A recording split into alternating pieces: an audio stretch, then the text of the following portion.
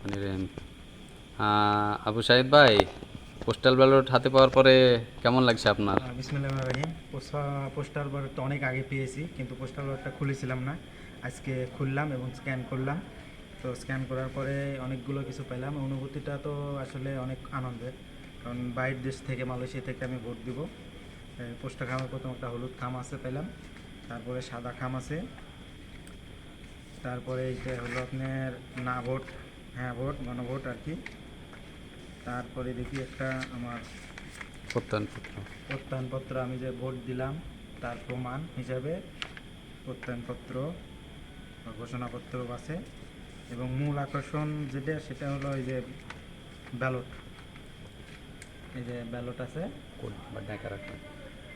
Ballot আছে যে বিভিন্ন দলের প্রতীক, পছন্দ অনুযায়ী প্রতীকে ভোট দিব অবশ্যই। এখানে হাত পাকা আছে, হাঁস আছে, হাতি আছে।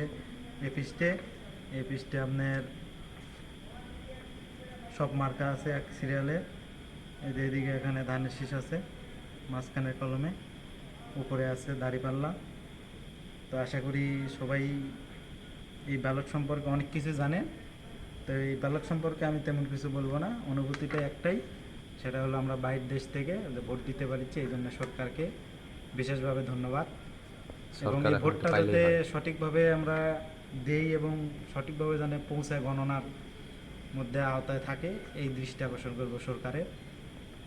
এ বলে আমি শেষ করছি।